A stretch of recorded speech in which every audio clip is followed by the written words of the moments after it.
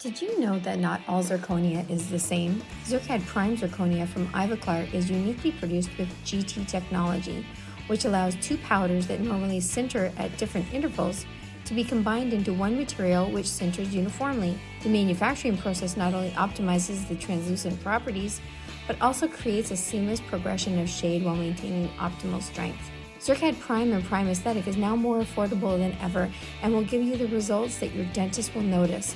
Contact us today to learn more about Zircad Prime and how Ivoclar can support your success. Tell them you heard it on the podcast and get a free Prime or Prime Aesthetic disc to try. Just use promo code 723. For all this information, visit the Ivoclar tab on the Voices from the Bench website. This is Laura Gilbert, Director of Technical Marketing at Ivoclar, wishing you a successful 2024.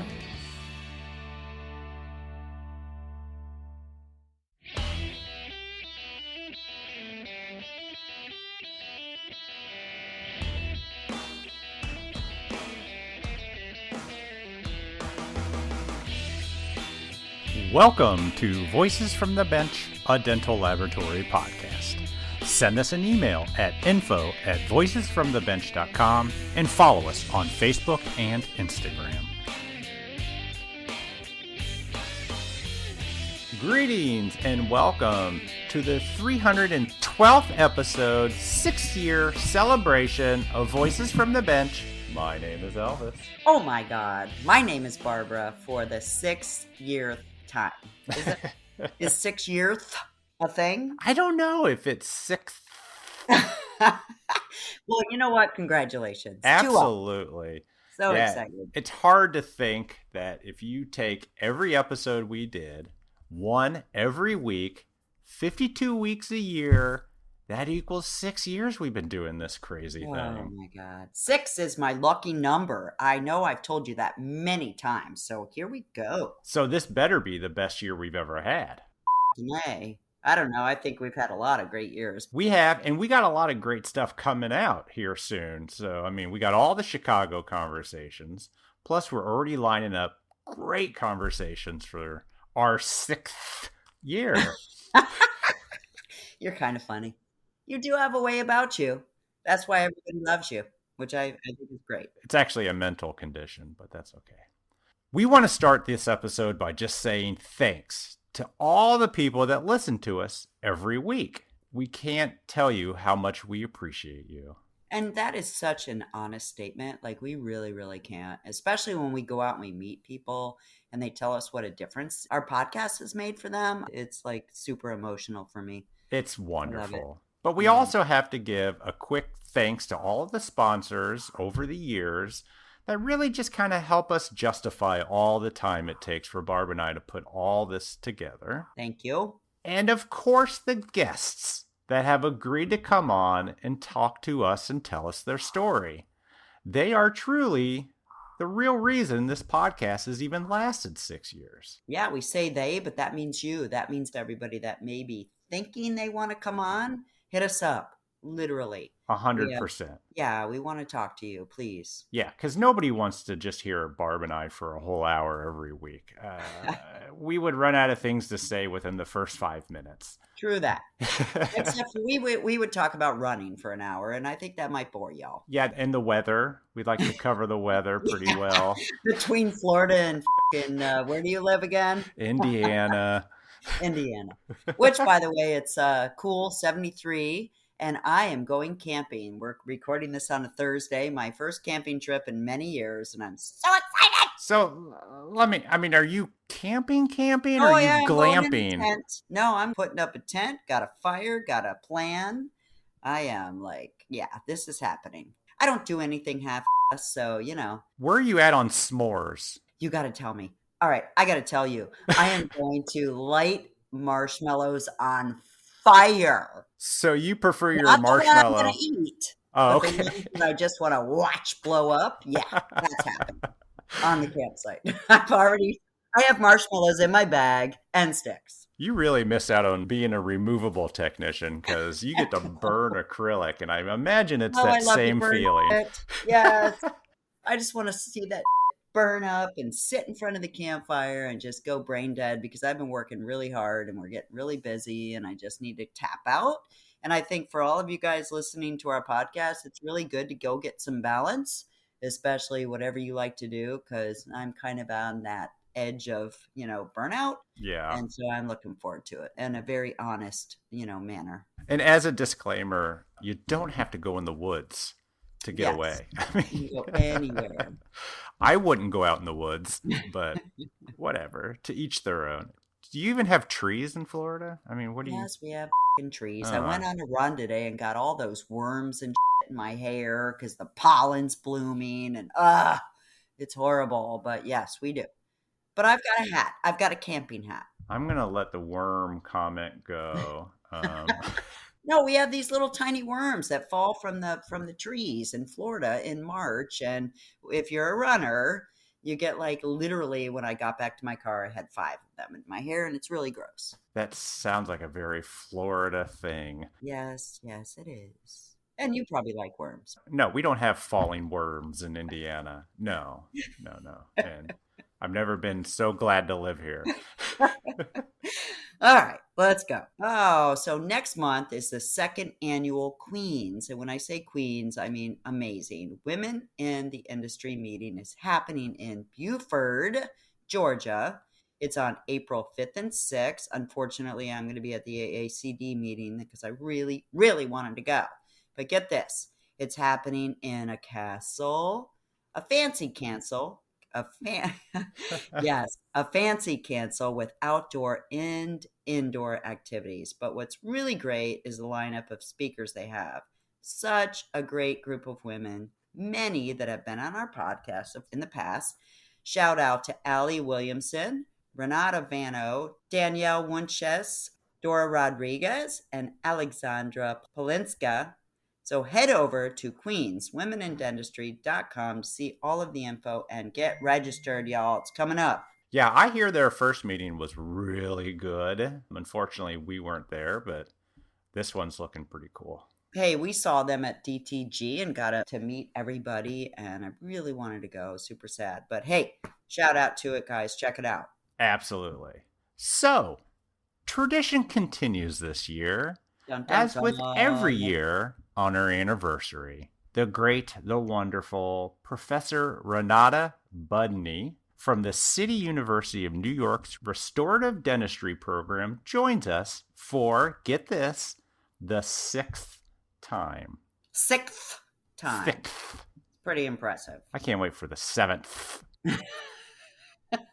You're kind of funny today. Renata was our very first guest and has been our guest on every anniversary episode. She comes on with an update on the program, how they're keeping up with technology, working with CODA, and we'll learn what CODA is, and the current status on this year's students. But she also always comes with someone that went through the program, and this week we get to meet Paul Beck.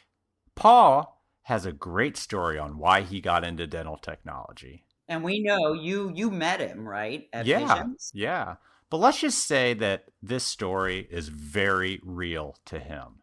Paul talks about finding out about the school, going through the program, learning about patients, and deciding to go into sales with Sierra Milling Tools and use his social skills just as much as his technical skills.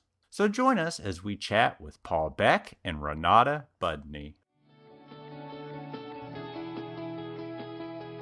Whether you're looking to elevate your craftsmanship or looking to cut back on cost, look no further.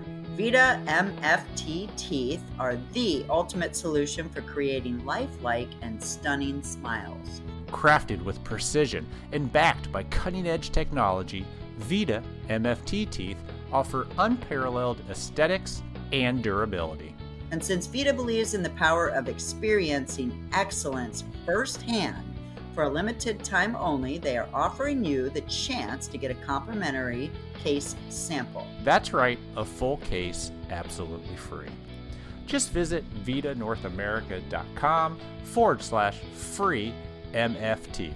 Don't wait any longer to start providing your customers a premium tooth at an economy price. Redeem your free case sample, and if you're ready to buy, VITA will even give you an extra 10% off discount by shopping online on their newly launched online store. Join the VITA family today, and we appreciate your support of the podcast.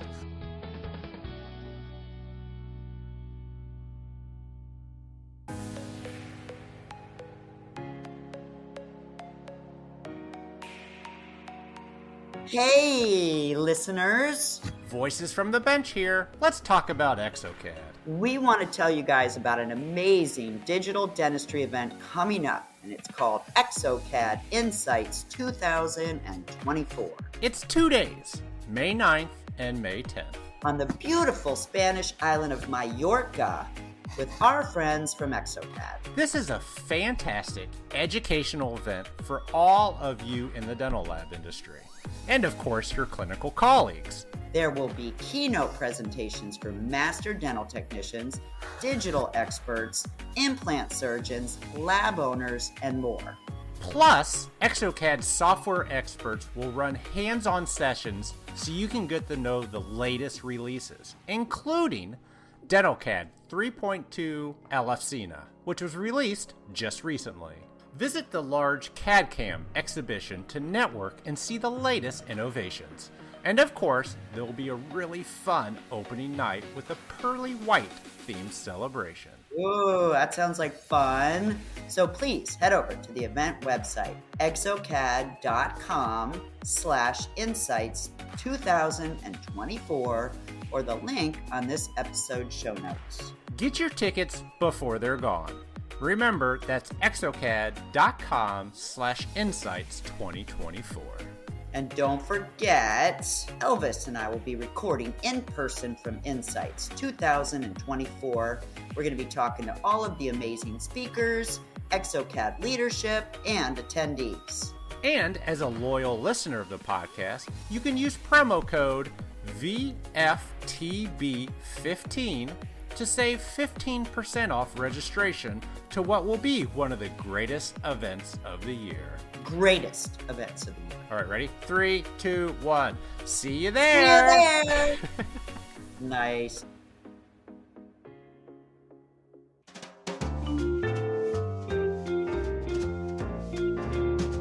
Voices from the bench. The interview. Barb and I are super excited to once again bring back the original OG guest of the podcast for the 6th time celebrating our 6th year, Renata Budny. How are you? I'm wonderful. How are you guys? Great. I'm great. Thank you so much for agreeing to come back every year. Thank you for Every having year. me back. We look so forward to it, you know. I am just amazed you want me back every year. I really appreciate it. I'm really honored that you're inviting me every year. And I just wanted to say that big congratulations to the two of you. You're doing amazing things for the profession with your podcast. You're keeping us on our toes and updated. Thank And, you. along the way, you have a lot of fun. Yep. And let's start the 6th season with the great energy for many more years to come.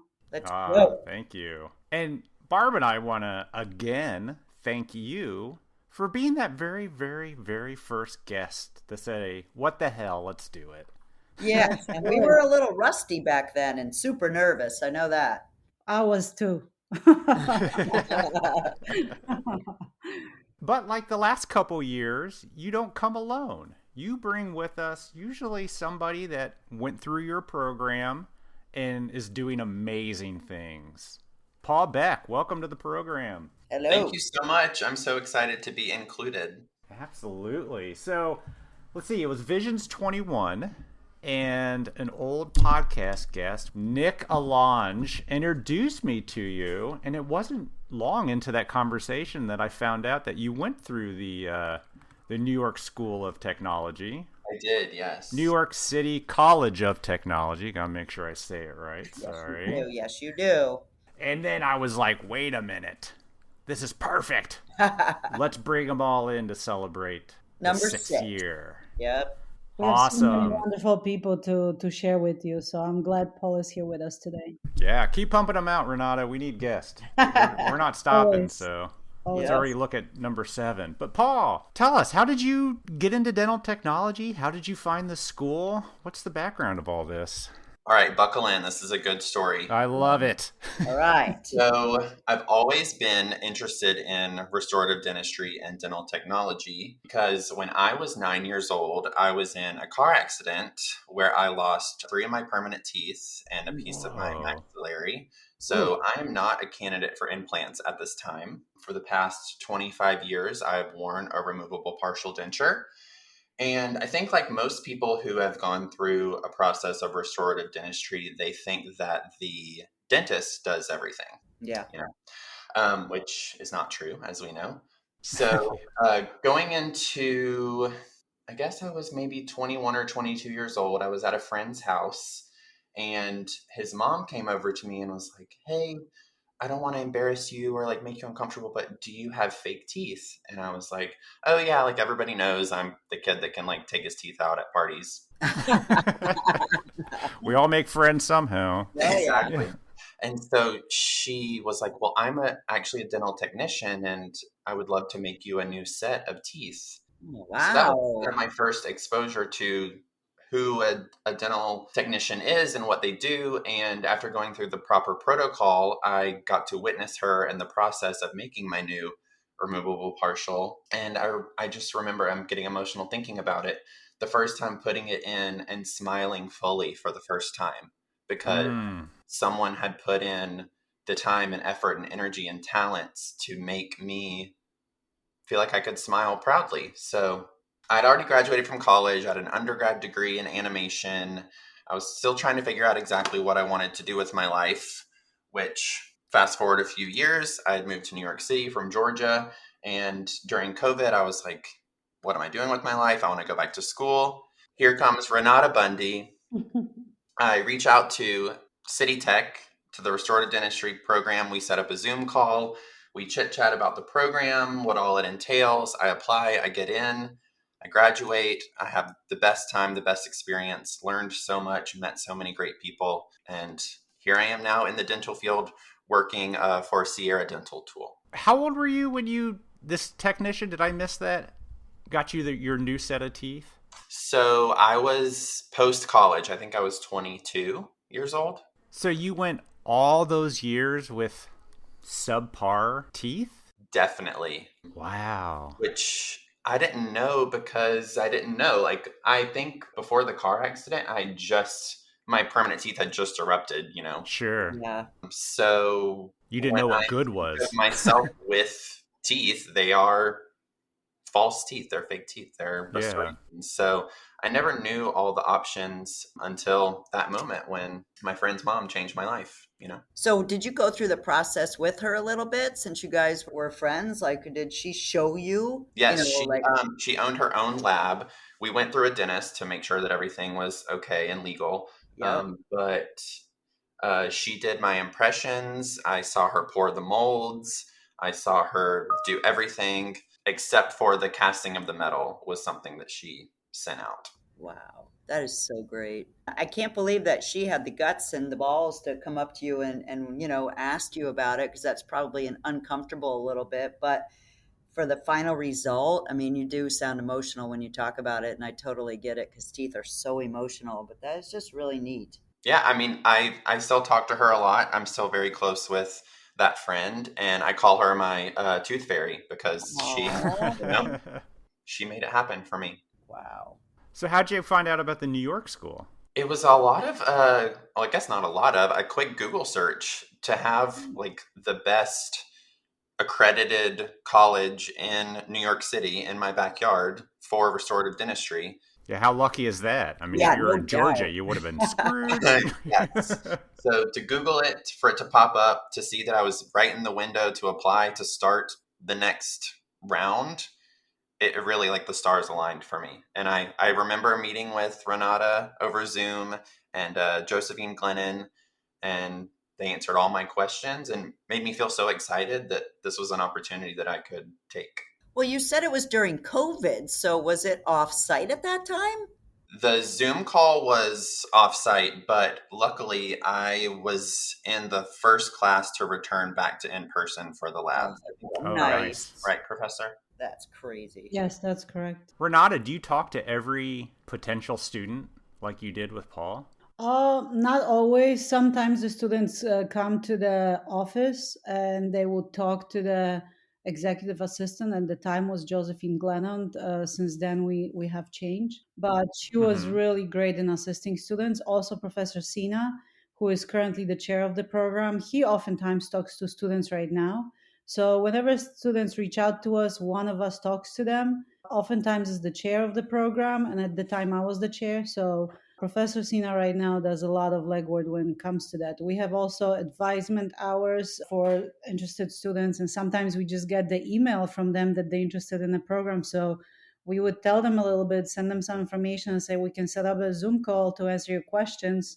And we go from there. And that's exactly what happened with Paul. And we were so happy with Josephine to be able to answer his questions. He was a absolute pleasure, and it was a lot of fun having him in the program. He just has a very unique and amazing story, as you can see, but he also had a different mindset. You could see that he was a serious student and he would really put his all energy into his studies, and you don't get those kinds of students all the time. So Yeah. we're very happy. Oh, sure.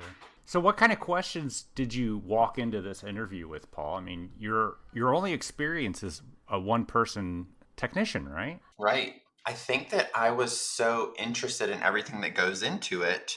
So my main questions were, what am I going to learn? What are the options that I can do with this degree once I finish in 2 years? How big are the classes? During that time, I was worried about how it was going to be affected by COVID. Sure. And I think one of the things that Professor Budny did that was so helpful was talking about all the options and how the world is always changing with restorative dentistry, and it's going digital and there's so much to learn, but we're going to teach you the analog way first and you're going to be prepared. And it really lit me up to be like, wow, this is something I've always been passionate about, and now I'm really going to learn.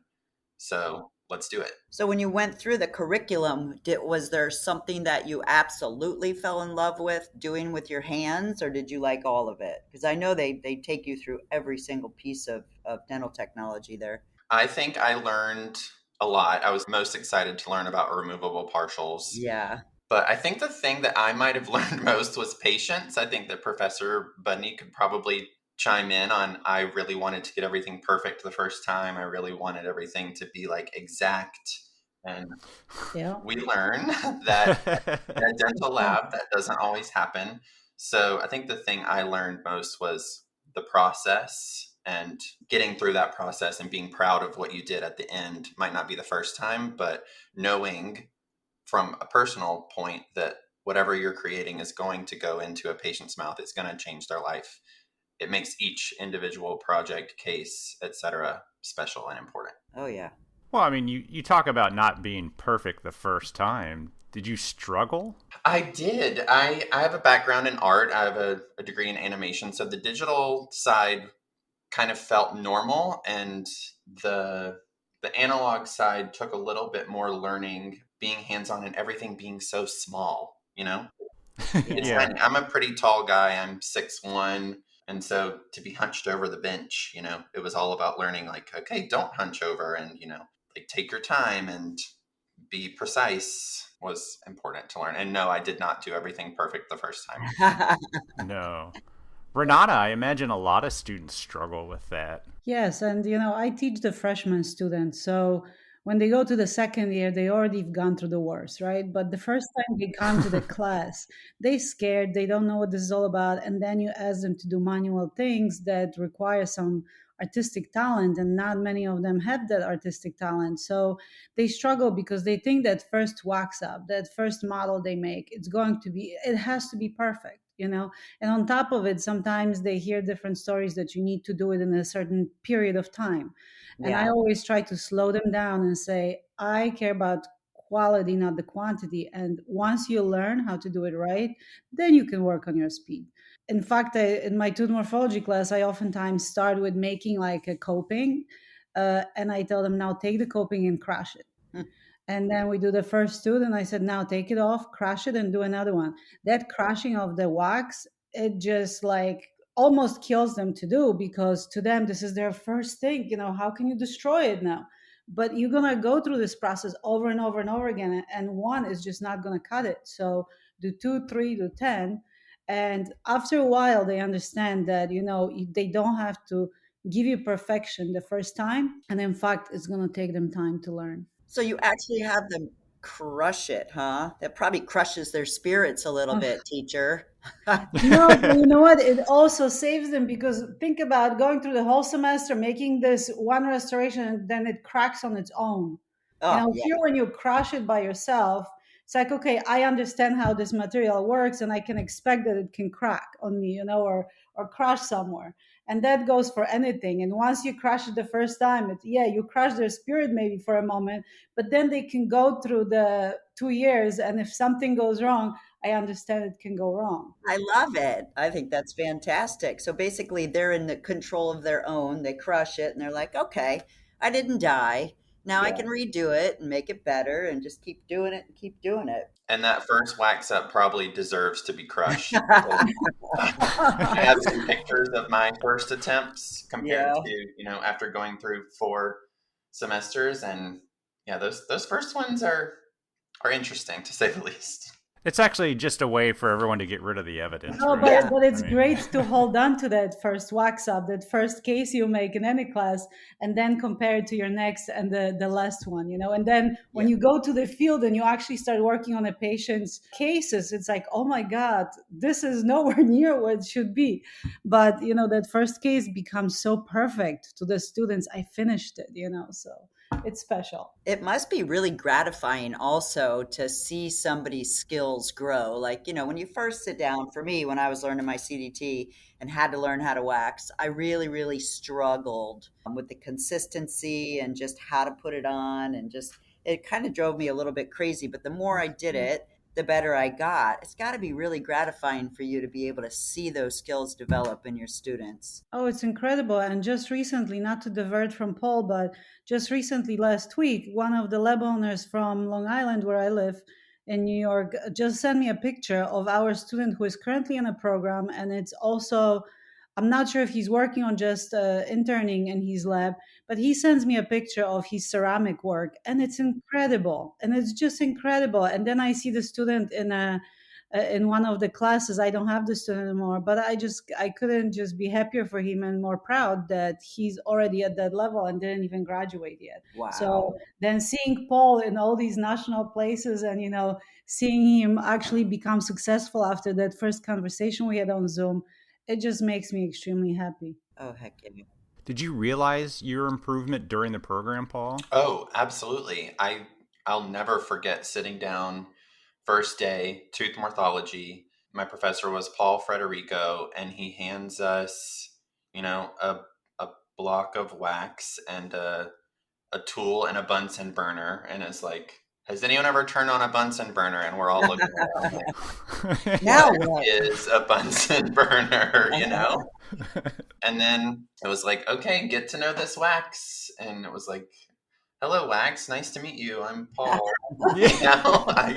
And then, lighting the flame and giving it a try and learning how long to hold the tool, the instrument in the flame before dipping it in the wax. And here I was 2 years later in a blink, creating a full arch of upper and lower in occlusion. It's wild. The amount of knowledge and the time and energy all the professors put into the students and their success is what makes us successful. So in school, you end up waxing every tooth, upper and lower, in occlusion? Yeah, we did. Yeah, they don't mess Wow. around at that school. They are top notch. I've been there. I think you've been there. Elvis, have you been there? I have not. Oh my God, it's so It's impressive. time, Elvis. Yeah. I know. Maybe next year we could go live. You might learn a thing or two. Yeah. Yeah, I'll probably learn a lot. I couldn't wax up every tooth. You guys are going to Spain, and you haven't visited New York City Hall of Technology yet. So what's up with that? I think I have an hour and a half layover in JFK. Is that enough time? I'll pick you up and drop you off. Yes. Okay. Don't make me late. Nothing is enough time in New York at JFK. No doubt. All right, so Paul, so now you've graduated. What was your first, I would say, job, dental technology job after you graduated? Was it hard to find something, and where did you end up? I think that is a good question. And also, my answer might be pretty unique in that while I was in the program, I loved the knowledge. I loved the training. I loved learning the everyday. But we had a group of lab owners come to the school and talk to us about finding jobs and how to build your resume and what to look for. And one of them mentioned that not everyone loves the everyday of the lab. And that kind of, struck me as I think I might be one of those people who, sitting at a bench and using your hands is beautiful, but I am very social. I love talking. I love socializing. And I went back and talked to some of the professors about other options. And Daniel Alter mentioned, there's so many things you can do. You could come be a professor here, which Renata has also mentioned before. So that's still in my back pocket. Nice. Another thing he mentioned was training or sales. And I was drawn to sales because I feel like it's a good combination of socializing, training, education, and meeting new people while also still being in the dental restorative dentistry, dental technology field. So I applied for a few jobs and was lucky to land at Sierra Dental Tool. So I'm there now as the global channel sales representative, which I have a background in sales. I don't know if I've mentioned that yet. But... No, you didn't. That's what I was going to ask. Where did you pick up sales? I mean, it's a different lifestyle. Elvis is in sales, just so everybody knows. So I worked for Lululemon, the athletic nice brand. Yeah, between college and going back to school, I worked there for 4 years. Isn't that the tight pants place? Oh yeah, they do have very expensive tight pants. Yeah, it's okay. It's a luxury item, but as we sold, we weren't considered sales representatives. We were educators. So our goal was not to, pitch you. It was to train you on the items. And so you could make an educated decision on which one you wanted to buy. And that's something that I also do with Sierra Dental. Interesting. That makes a lot of sense to me because when you're going to purchase something, you need to know the ins, the outs, the good, the bad, and why you want to pay $100 for something or, more or less. I've never heard that philosophy for clothing, especially. Very interesting. For pants, because if they fit, I wear them. I mean, that's just how I roll. I'll use an example from Lululemon. If you are a runner, I'm a runner. Okay. You could like your pants to be tight and feel compressed, or you could like your pants to feel like you're not wearing anything so that you're more like free to move around. But you might not know that until someone asks you, okay, when you're running, do you like to feel compressed or do you like to feel naked? Free, And so it's like, there are options for that. I was just going to, grab a size medium and a black, but instead let's get you to try on 4 different options. And then the one that you like the best is the one that you should get. So at Sierra, how are you applying that to what you're doing now? Great question. So it comes to getting to know the client, the customer, what mill they're using, what materials they're milling, what type of restorations they're doing. And then I can present the tools that are best for them, their price point, etc. So by getting to know the user, then the user can make the decision based off of what options we have. Awesome. Love it. What mills did they have at the school? Because that's obviously where you got your first experience. Yes. We definitely had a higher focus in the analog at City Beck. When it came to the CAD/CAM courses, we did a lot of designing, but not as much milling. Is there a mill at the school, or was everything sent out? There is a mill at the school, and I know that we had copings milled for our final semester of ceramics. Do you know which mill it is, Professor? I think it's the Roland mill. I'm not teaching the class, and they keep updating some of the equipment. I believe we had Roland, and we're still working on that one. Yeah. So that was your first introduction into mills, and then you step out into a company that provides Burs for endless amount of mills. Correct. So How'd you get all that education?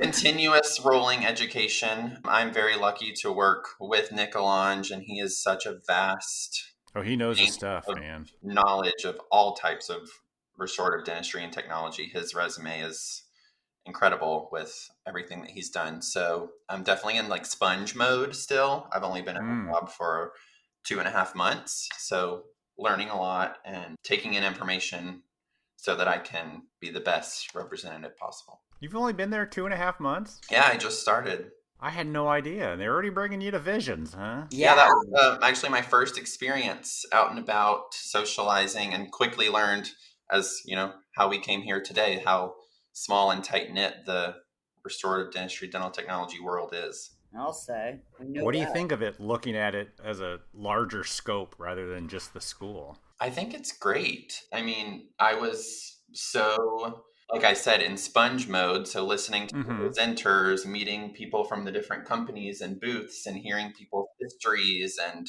hearing the pros and cons that lab owners were discussing. It's such an interesting field. And ask my friends and family, it's all I can talk about. Oh, yeah. Not only am I learning, but the people around me are learning too, whether they like it or not. Yeah, so true.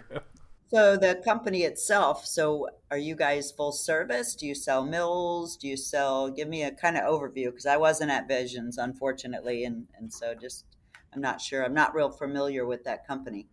Okay, so Sierra Dental Tool is a RobJack company. RobJack does milling tools for all different types of industries. And Sierra Dental Tool is purchased through Zahn, Henry Schein. So as I am the sales rep, I'm actually helping Zahn's sales reps talk to their clients and customers. Nice. So they sell Burs for other industries? RobJack does, yes. Do you have to learn any of that stuff, or are you strictly dental? I'm strictly dental. I'm strictly on the Sierra Dental Tool side, but I did get to visit right when I was onboarded. I flew out to Sacramento. RobJack is located in Lincoln, California, which is just outside of Sacramento. It'd be interesting to learn what other industries are doing. Well, I will tell you, a dental burr is very, very small compared to aerospace milling tools or automotive or firearms. Oh, I bet. Yeah, it's pretty wild. And RobJack just purchased Sierra Dental, I believe, 2 years ago, 2 and some change. And so their engineers, designers, all the employees of the factories have gotten used to like, wow, this thing is really small. So they must have eyed our industry and said, damn, we need to get into that, huh? I think so, yeah. Yeah. Well, I'm sure we're going through Burs more than aerospace. Heck yeah. But maybe not. I don't know. I just know how many Burs our lab goes through. So Renata, back to you. How are you, and what is new with the school program this year? Not tremendous big changes. We are continuing our enrollment at the full capacity. We started with 60 students again. We had, again, for the 4th year, a waiting list. Wow. The bad part is that from fall to spring, we lost number of students. And so from 60, we are at 44 in freshman year. And from 60 a year prior, we are to 41 in the 2nd year. So altogether... Where are they going? You know, I have to tell you, I'm thinking about myself, and many of the students, when they come, I always ask them, you know, how do you know about the program? What are your goals? And so where did you hear about us? And oftentimes they end up in our program because they can't get into dental hygiene, radiologic technology, you know, other engineering programs maybe, or some other programs. And so they end up with us. And some of them realize it's not for them. And the sooner they realize, the better, probably. Yeah, I guess. Yeah, that's true. But also, you know, a number of students goes to the end and fails the classes. So if they're willing to repeat, they have a, you know, option to repeat. But some of them don't come back. So they might find that it's not something for them. They rethink it and they just leave and then proceed to something else. So right now we are at 85 students, and you know, our overall attrition this year is about 30%, which is pretty high. But that's... Sorry, my end.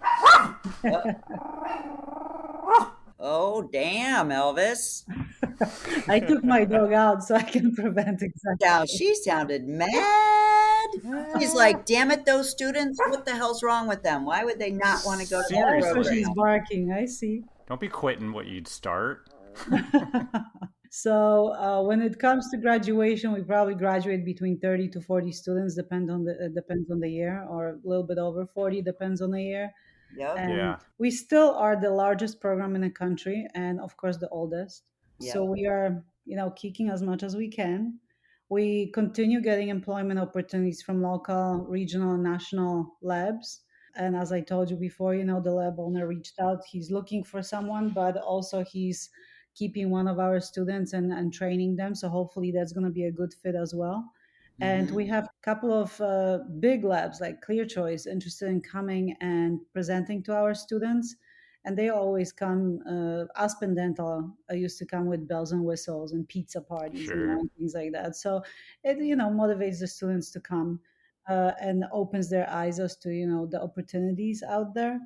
Mm-hmm. And curricular changes, as you know, they happen slow, but curricular changes during the last year happen more within, individual courses, like changes to projects, doing more bridges and things like that. So that's changes, and infusing some of the CAD/CAM into various courses as well. Also hiring more faculty who are trained in CAD/CAM and being able to project it into the classroom. I was going to say, when you said CAD CAM, I mean, that's got to be hard to find a teacher to Yeah. come in and teach the students, all of the digital. How is that going for you? Because I know when I first visited it, you were just getting all of the equipment in. That was probably what, 5, 6 years ago. But Yeah. that's got to be tough. How's that going? And oftentimes when we do get the equipment, we go through training, but it's really the experience in the field that counts the most. And someone that feels comfortable training students in either, digital dentures or digital crown and bridge and so on, and then milling, printing, and all that. So the way we go about it is we look for the students who, just like Paul, have previous maybe higher education and or go for bachelor degrees after they graduate from our program, gain some experience in the field. We try to stay in touch with them, and we keep encouraging them to come back. And so, just like Paul said, that's on his back burner, so we're hoping he will come back one day. That is really smart. So you're pulling students that have been out in the environment that get all of more knowledge and then bring them back in to teach. And not all the students would, not everybody is prone to teaching, right? Being in that kind of environment and feeling like this is something they like to do or they want to do. But last year I came with Oscar and Natalie Pires and Mm-hmm. Yeah. Oh Galvez, yeah. and so this couple has beautiful laboratory, and they continuously keep drawing from our pool of graduates. They draw them early, and then some of the people that they have trained came back. So we have probably like 2 or 3 people from their lab coming back and doing adjunct part-time teaching, which is wonderful. That is wonderful. It's like you keep growing and growing and growing from within. Well, in an environment when it's so hard to find qualified faculty, and especially in a environment where you have a senior college, because in community colleges you might hire somebody with an associate degree. So if you have a graduate, they go get experience and they can come back. Our graduates, unfortunately, have to go through bachelor degree to be able to do part-time teaching, and if they want to qualify for full-time teaching, that's master degree. So Wow. yeah, it's a lot to ask. A master degree in what? Anything? Anything. So you can have it in education, business, you can have it in biology or chemistry, anything, engineering for what it's worth, anything. Sure. But we're still looking for somebody with the background in dental technology, of course, and having that associate in dental technology is critical, because we have sometimes dentists applying for the positions. And of course, they thinking, of us, we are a restorative dentistry program. And I think their mentality is that this is a dental program, not dental technology program. And the curriculum is very different. Why is it called restorative dentistry there? I've always wondered that, and not dental technology. We used to be called dental. Well, department is called restorative dentistry, but you receive a degree, associate in applied sciences in dental laboratory technology. So your degree is still in dental laboratory. Just our department was changed to restorative dentistry to make it more attractive for people who are looking for entry to dentistry, because we are part of restorative dentistry. Oh, 100%. Yeah. Yeah, that was in the past when the college was changing into from technical to senior college, so from the 2-year to 4-year college, and the department made a decision to change the name. Wow. Interesting. So, Paul, are you thinking about going back and teaching? I think I would like to one day. I tried to get as involved as possible with the school while I was there by being a part of the JAWS Club, which is the student club of the department. JAWS? Yes. Yes, we have a student club called JAWS Club.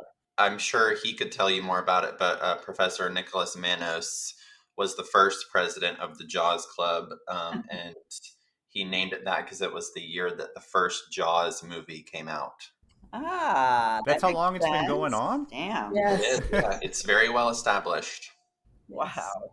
And what does it do? It's just a student organization, so they plan events, fundraisers, help organize the pinning ceremony, which is the graduation of the department. We get a plaque for the school of the graduating class. We had a yearbook. In the past, there have been JAWS clubs that have raised enough money to send students to LMT Lab Day Chicago. Yeah. Nice. That did not happen during my time. Yeah, it's COVID. Yeah, exactly. I imagine you'll be at LMT with Sierra this year. Yes, I will be. Next week or something. I'll be with Sierra Dental. We have 2 spaces. We'll be with Zahn, and we'll also have a booth in the pit. And this will be your first time, right? It sure will. Oh, yes. I love the fresh ones. I've been told to bring a jacket and comfortable shoes. Yes. I still remember my first LMT, and I would kill to have that experience again. And why is that? Just how exciting it was, and everything was new, and you anticipated everything you didn't know. Yeah. And it was just so much fun. Are you coming, Renata? Unfortunately, I have family obligation this year, but I've been there every year, and I have to tell you, every year I come to LMT, I get so motivated, worked up. I get so many ideas. It's like you need it, every year. I've been to LMT East, and I'm planning on going to LMT East again, but Chicago is definitely the biggest boost there is. Mm-hmm. And seeing all the friends and students, current students and graduates, and running into people from all over the country. Like Paul said, our industry is very tight knit. So you meet so many new friends, you get to network, collaborate, but you see so many people you've met over the years, and it's just such an incredible event. I'll definitely miss it this year. Yeah. It's invigorating. Yeah, we will. Darn. Are any students going this year? Yes, some of the JAWS Club? Some of the students are planning, but like Paul said, JAWS Club is driven by students. So it's only our students in our department. And if they, sometimes they organize more, sometimes less. And then again, after COVID, things are kind of trickling down very slowly. So they would do bake sales, they would do some kind of other fundraisers and things like that. They would reach out to companies to try to help out. So it's mainly, for students to get all of this organized. And it's not the program that really sponsors students to go to LMT. It's the students themselves that raise the money and go. But they can also go on their own, like share the rooms, Sure. Somehow. So many of the students actually do that. And last year, I remember when I was on the floor, one of the graduates ran into me, and one of the prior, couple of years back graduate, and he's like, I'm looking for somebody in Manhattan in the office. And then the other graduate, just fresh graduate, came, and I'm like, are you interested? And I connected them. She got a job. So right on the spot, it's an incredible opportunity. Yeah. 2 people from New York met each other in Chicago to get a job for back in New York. That's the way it works. Is Paul's graduate and go right to a vendor? Is that unique for the school, or have you seen that before? We have seen it, not often, but we have seen it. We have some students who are working for the vendors, but I'm very pleased to see how fast Paul acted out and how he reached out and applied for these jobs, and he got it, and he's outgoing and social, and it's really like taking it to the next level. and excited about this profession and where this opportunity is going to take him. So this is what we try to instill in our students. I also want to add that Paul was a president of the Jaws Club. He was organizing many events, Yeah. but he's also currently the member of the advisory committee in our college. So we did have the meeting in the fall, and he was part of it. So he was the current graduate, and he had great input into the program as well. Awesome. What does the advisory committee do? So advisory committee is one of the requirements from CODA. Every accredited program has to have the advisory committee that would be composed of the members of the profession, like dentists, dental technicians, manufacturers, suppliers, and so on, and students, graduates, So it's like a pool of people that are within industry, within the program, come together and kind of learn about where the program is, where it's going, and give us advice as to what they see feasible. And oftentimes they make committees sometimes, and sometimes they just reach out and get us funding for equipment or try to help us with getting students into externship sites. So this is a very valuable committee. Yeah. That's composed of internal parts of the of the program and external parts of the profession. And it's very I've been to many programs and I've seen advisory committees, and that always impresses the academia how active those committees are and how much they support the program. How many are on your committee? We probably have about 20 or so people. Oh, wow. Yeah, that's big. Yeah. That's a lot of opinions. Not everybody shows up every year, but every opinion counts, and Yeah, I sure. remember Paul coming, and when asked questions, he had very valuable input. So we do appreciate him coming back and putting his time, back into the program. He wanted a better introduction to the wax on the first day. That's what he wanted. He was very happy to learn about Bunsen burn. That's what I hear. Yeah. So Renata, you mentioned CODA. For those of our audience that are listening, what is CODA and how does that affiliated with your program and your schools and other schools? So CODA is very important to us. CODA is the Commission on Dental Accreditation, and it's the national organization that's supported by the Department of Education, U.S. Department of Education, and it accredits all dental programs, dental specialty programs, dental hygiene, dental technology, and dental assisting, and the newest dental therapy program. So anything that has to do with dental and it's accredited is accredited by Commission on Dental Accreditation. And it does make a difference for program like ours because the administration, the institution itself, the university is looking very favorably on the programs that are accredited because they have to comply with certain standards, and our standards are composed of 5 standards. They are administrative and they are related to faculty, facilities, emergency management, and overall institutional support. So this is a very important component of our existence. So we comply with CODA standards and we comply with the industry standards, like the CDT examination standards. We prepare students for those as well. Wow. I will say City Tech and the professors did such a good job preparing me and the other students for the RG exam, which is the first step to becoming CDT.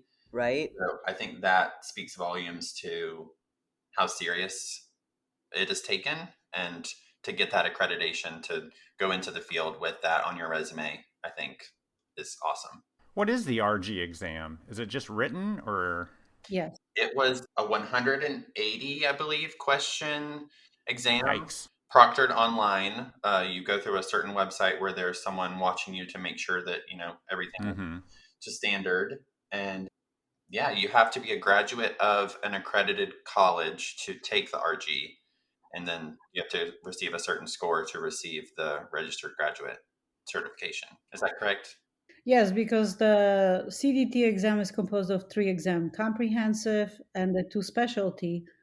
So comprehensive, and one of the specialties is written and another specialty is practical exam. But for those who graduate dental laboratory technology programs, instead of comprehensive, they can take RG exam, which is recognized graduate exam, which is pretty much, the same thing as comprehensive. They can just do it after finishing the 2 years rather than, I think, the longer requirement learning in a field.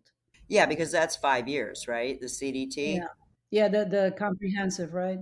Yeah. Exam, the first exam you take, which is like 180 questions general and everything: anatomy, occlusion, equipment, articulation, crown and bridge ceramics, ortho, implants, everything. Phew, you don't know a lot about that, do you?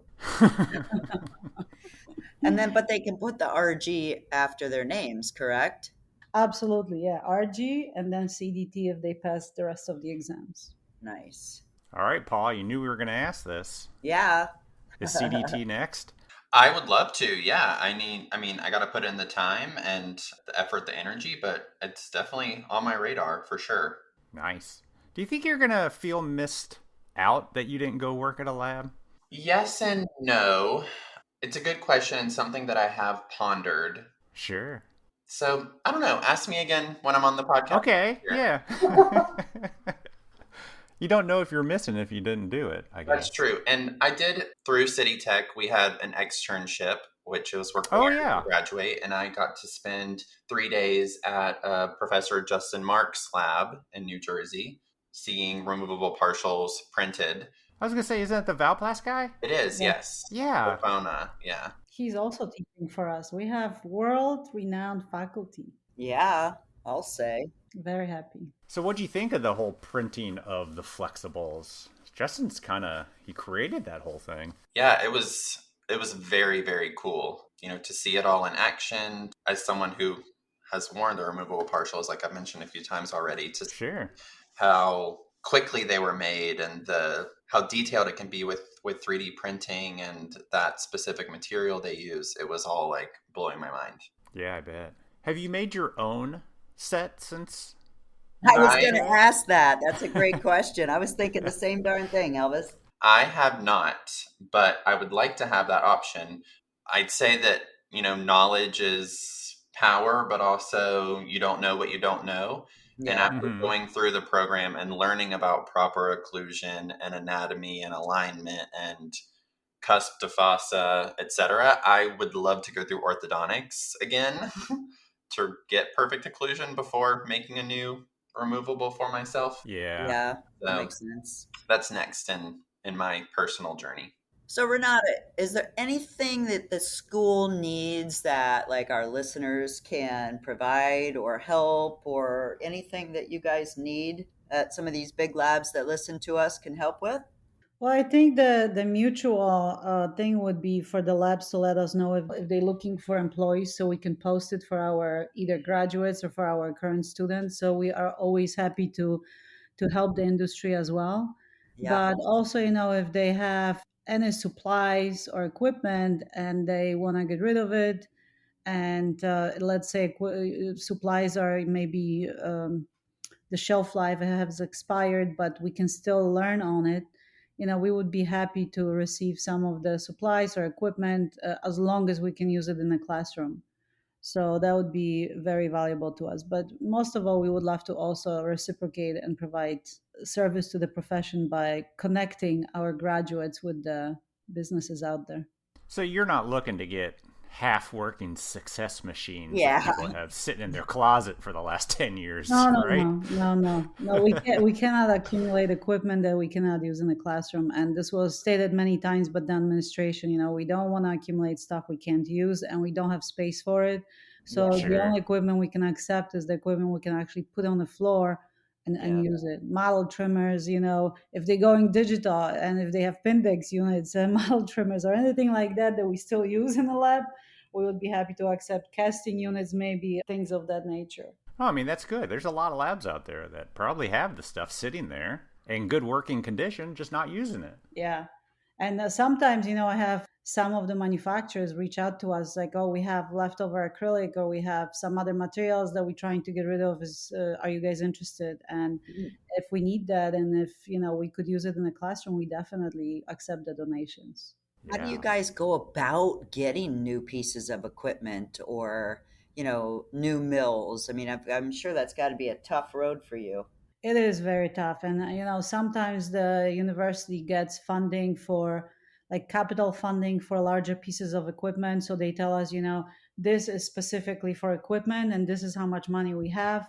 Do you have anything that's pressing right now that you need? Because, they always have to spread the money throughout Oh all yeah. the departments, and everybody's going digital. Nursing is going digital, dental hygiene, all the other engineering, architectural, everybody's looking at software, and everybody's looking at printers and scanners and everything new, so it's not Yeah. always easy, but they have to divide the money. So sometimes there are funds where we can purchase stuff. Sometimes we go out there and try to get manufacturers to contribute, and we do get donations from manufacturers of like 3Shape donated some of the dongles with the Oh, equipment. Some good. other manufacturers, gave us other equipment. Some of it we had to purchase. So it's a complicated process. Yeah. Yeah, because I mean, you got to stay updated.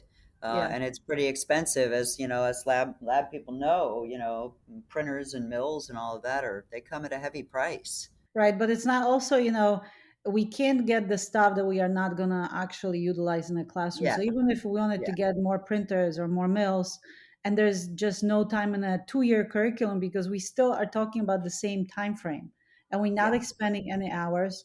So the projects will have to change in the classroom, and to change the projects, from to the digital, we have to have proper faculty to teach it as well, so the students get the most benefit out of it. So Phew. it's Yeah. That's a good point. Yeah. That's a really great point. I don't want to speak for the college, but as a student, one of the things that I think lab owners could do is stop by, like introduce yourself, say what your lab is doing, kind of like say what's going on, what kind of cases you're working on. Because in those times where people did stop by, whether it was visiting a professor and happened to pop in the classroom just to introduce, those were the days that were really inspiring to see after we graduate where we could be, what we could be doing, instead of the mundane of, the everyday in and out of the classroom and getting lost in that. It was nice to feel inspired. Yeah, I love that. Yeah, that's great. Just being able to hear different perspectives from different types of labs, because even though we're all doing the same thing, we're all doing a little different. Yeah. I mean, I visited a lot of different labs when I was with Preet, and that's one thing I noticed is just how every dynamic was slightly different. And if you go to one lab, if you're not fitting in, don't leave the industry. Yeah. Yeah. Exactly. And, as students, we wanted to be successful. We wanted to make a livelihood and, a paycheck coming out of all this education. So kind of showing off how successful you can be as a lab owner or technician is also good to see. And inspiring, and probably makes Exactly. you guys work harder and harder and harder, because you kind of want to get there or be somewhat close to that level. What's next for the school, Renata? I mean, anything exciting on the horizon? Just continuing with our curriculum, trying to infuse as much of the latest and greatest, and staying on top of the trends as much as we can, and providing, successful graduates for our profession. That's our goal. Yeah. Yeah. Awesome. Yeah. That's all we can ask. And hoping that we can motivate these young minds, because every year we find them, motivated a little bit differently and into different things. So Paul was always, very intuitive and very interested in learning everything he could. But not all the students are always that, outgoing and interested. So we're hoping to motivate them, and to, hopefully they will go outside into the field, like the LMT shows, the IDT, Greater New York Dental Meeting, right in our backyard. We take them to NGS AMD, which is Northeastern Odontological Society, that is composed of prosthodontists in the city. And they have 2 meetings in a year, and we bring, some of our students, because they have limit on spaces. These are very expensive meetings, and the students get to mingle, and hopefully they get out of their shell and, try to grab as much of that as possible, just like Paul did. So the success stories cannot just be on the program and the teachers, has also come from students, and hopefully we can motivate them to do that for themselves. Well said. Wow. That's a hell of an experience, I'll though. say. Yeah. Great experience. And I think that Professor did a very good job of sugarcoating that I was like the teacher's pet who asked way too many questions. We love Extra students. to do more. So if any of my classmates are listening, I'm sorry for all the extra questions and That's awesome. Were you the one at Friday afternoon when they're all wanting to leave and you keep asking the goddamn question? These are the students we love on our end. More like Paul, please, end the day. Aw. I find it funny you have to ask labs that are hiring. Isn't every lab hiring? Why is every lab not saying, yes, I will hire, I'm looking? Well, some labs are very specific. Like when we talk to the lab owners, it's like they want us to continue teaching. So when you ask me what's new for the program, the consensus is there that we need to instill the fundamentals. And oftentimes when they ask digitally or traditionally, and they say teach them traditionally first so they can infuse it into digital, So it's kind of hard take. Which way do you go? And what does the profession need from you? Your idea of how this should be taught, it might be different than what the profession expects. That's one thing. But also the labs, you send the students and not everybody clicks. It's not just what you know and what you can produce, but also personality. That has always been important for the labs. If you fit into the family, you hired. If you're not fitting into the family, or we have to invest too much time in you, then perhaps we need to move on to somebody else. True. 100%. Well That's said. everything. Yep. You got to fit into the crazy family. Yeah. Well, Paul, since you've been with Sierra just for a few months, let's get you busy. People contact you if they're looking for tools, looking for Burs? I would love to discuss our tools with anyone and everyone. After that, they'll have to go through, their sales reps with the distributor. But sure. As I said, I'm social. I love making friends. Like if anyone is listening and sees me in Chicago, I'm a tall guy with a beard. I'll be wearing a Sierra Dental Tool polo. Please introduce yourself, and want me to rattle off my email address, I can do that too. Go for it. Yeah, let's get you out there. Sweet. It is the letter P for Paul and Beck, BECK, at sierradentaltool.com. Nice. Awesome. Let's get this recent graduate. Let's get them busy. Please. Absolutely. Please. The more the merrier. Yeah, and we know, even though you buy through Zon or any of the other distributors, it's always good to have a contact with the people that actually make the stuff. Yep. Absolutely. Yeah, it's important to have those relationships. Yep. Well, Paul, Renata, thank you so much. Thank you. Thank you, guys. It's been a blast. I can't believe we're out of time. Yeah. Yeah. If I can just say one last thing. I just want to thank you for always motivating me and your audiences, for bringing new ideas to the table. I just got a brand new idea for research from your podcast, recent podcast. So thank you for that, for the diverse group of professionals you always invite. And I wish you all the best for the next 100 years, not just the first 6. Thank you so much. Whoa, slow down there. Oh no, Elvis. That's what's going to happen in the next 100 years. Oh my Voices from gosh. the Bench.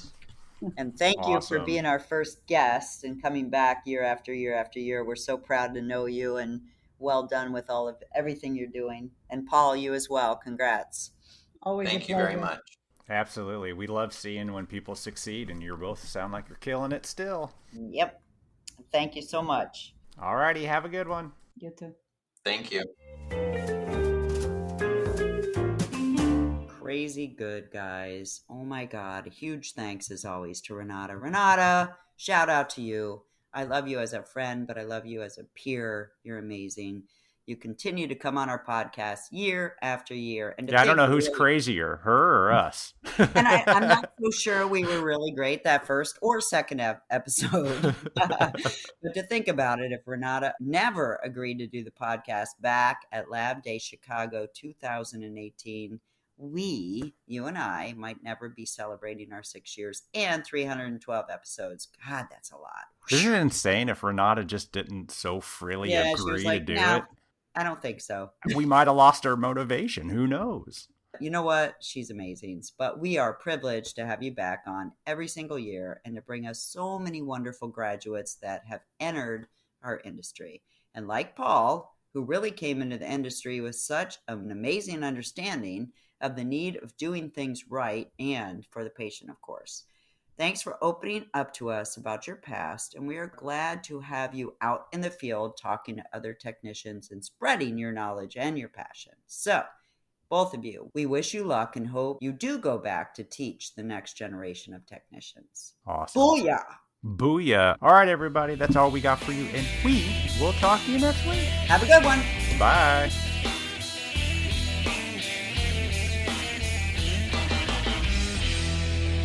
Yeah, but I got a cramp in my ab right now. F***ing A. Well, I got a dog in my face. Sit down, Noodles. I got ab crap. You got a dog in your face. Hey, two different worlds. Yeah. I know you're going to use that as an outtake, and that's all right. Probably. Okay. The views and opinions expressed on the Voices from the Bench podcast are those of the guest and do not necessarily reflect the official policy or position of the host or Voices from the Bench, LLC.